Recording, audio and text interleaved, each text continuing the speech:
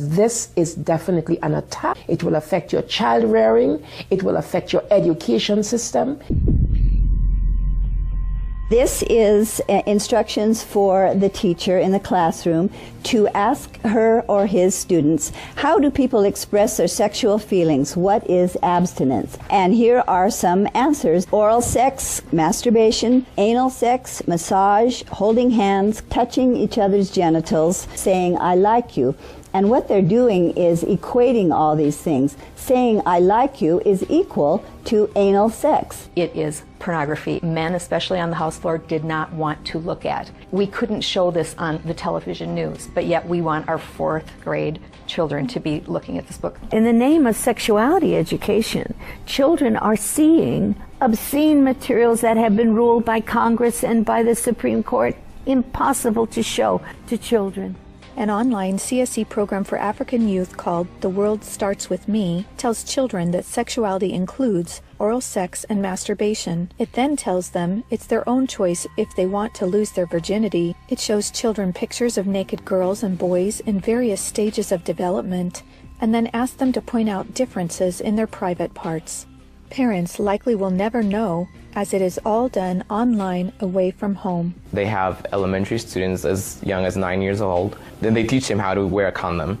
And they have this plastic genitalia, and they even have young girls. They're teaching them how to put a condom on a male genitalia and boys how to put a condom on a woman genitalia without the knowledge and consent of the parents. They're giving them handouts, negotiating sexual encounters with other students. For example, there are statements like this: can I take your shirt off? It makes me hot when you touch me here. Is it okay if I take my pants off? Where we in Latin America, we still have a lot of poverty. We have communities that don't have fresh water, that don't have electricity. Focus is completely shifted from basic needs. They get comprehensive sexual education without the consent of parents, taking and deconstructing the family. My brother Luigi and I had an opportunity to go to the United Nations and give a speech on the UN floor. I told them how Planned Parenthood was passing out a booklet for HIV positive youth at the United Nations called Healthy, Happy, and Hot. This is for the kids who have AIDS. It teaches about sexual pleasure through masturbation, with same-sex partners, and even if you are drunk. This pamphlet called Healthy, Happy, and Hot tells young people that you have the right not to disclose your HIV status to a sexual partner if you're not comfortable. It also tells young people that are HIV positive that if they decide with their partner not to wear a condom, that's their decision. The World Health Organization standards for sexuality education in Europe actually suggest that children ages 0 to 4 should be given information about masturbation and given the right to explore their gender identity. For ages 4 to 6, children should be taught about same-sex relationships and respect for different norms regarding sexuality.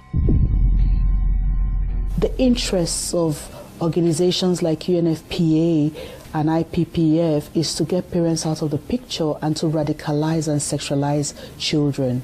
UNFPA has tried to convince my country to change our positions on issues such as reproductive rights and comprehensive sexuality education. Madam Chair, does the UNFPA think it can do this because Nauru is the smallest member state of the United Nations? The Nigerian government was actually told by the Western countries that if they do not give in, that they will be denied foreign aid. On page 89 of a UNICEF-published Sexual and Reproductive Health Manual, UNICEF listed situations in which one can obtain sexual pleasure that included sexual responses directed towards inanimate objects, animals, minors, and non-consenting persons. In the context of the Sustainable Development Goals, that determines the agenda for the next 15 years. The voice is very, very biased. It's just International Planned Parenthood Federation and their affiliates. We have a direct influence on the outcome documents, on what is established, what is negotiated at the UN. Some of the objectives of the UNESCO Sexuality Education Guidelines include teaching children at age 9 about sexual stimulation and the definition and function of orgasm, and at age 15, that both men and women can receive sexual pleasure with a partner of the same or opposite sex. The It's All One curriculum, also promoted by International Planned Parenthood, reveals the multiple manipulative tactics used to indoctrinate and sexualize children through CSE. Like other CSE programs, It's All One claims, among other things, to be evidence-based, comprehensive, human rights, gender-sensitive, and culturally appropriate education that will increase young people's responsible decision-making, to reduce adolescent rates of pregnancy and sexually transmitted infections, including HIV. It's All One, however, like most CSE programs, is really just cleverly disguised abortion rights, sexual pleasure education, masquerading as human rights, gender, and sexual and reproductive health education. It aggressively promotes abortion. With over 112 references to abortion, It's All One has an obsessive focus on sexual pleasure, mentioning sexual pleasure 62 times. It promotes multiple sex acts and instructs children on how to stimulate themselves or their partner to orgasm. To explore their readiness, children fill out a worksheet that infers children are ready to have sex when you are feeling sexually attracted to the other person, and when you're feeling comfortable about telling the other person what feels good sexually. It teaches that human rights encompass sexual rights, including alleged rights to all persons to sexual expression and the right to seek sexual pleasure. Hooking children on sex is a multi-billion-dollar business for Planned Parenthood and other similar organizations. This is because children, or prospects, once sexualized, become Planned Parenthood customers, dependent upon their services. Comprehensive sexuality education programs are disguised under many names.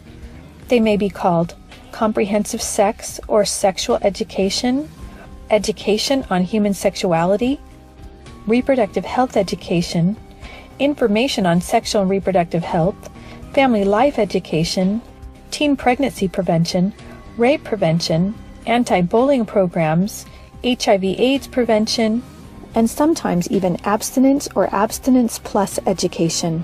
CSE programs usually falsely claim to be age-appropriate, evidence-based, healthy sexuality education that will prevent teen pregnancy, sexual abuse, STDs, and HIV.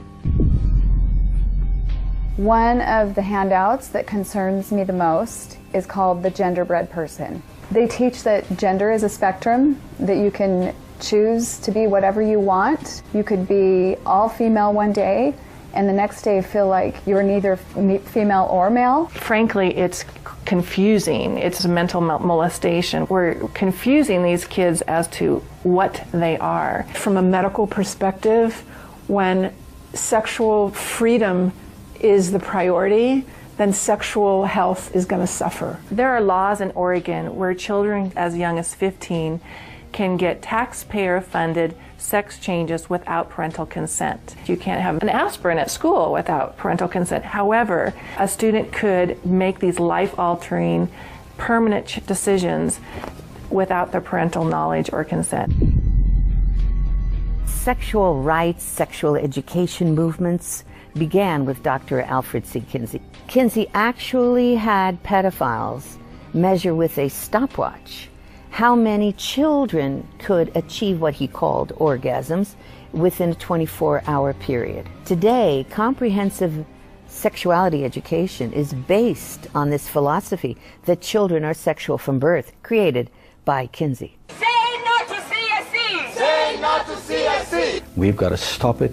We've got to use everything at our disposal. We have to stand together to stop this attack against our children. And they have all this funding and this organization, but we know that if we stand together, we can do something for the family, for the children. We stopped the Kinsey sexuality education program in Croatia. It is time for parents to say, no, my family is mine. My wife is mine. I am hers. Our children are ours. Band together and find ways to stop it from entering your country. Men have to rise up, defend their family. On matters sexual, the fathers have got to stand up. Said, you have no place talking sexuality to my children. We resisted, even with our lives, because that's what life is all about. It's happening on our watch. If we don't do something about it, it is all of us that carry that guilt. To learn more and to sign the petition to stop comprehensive sexuality education, go to stopcse.org. Together, we can and will protect the world's children.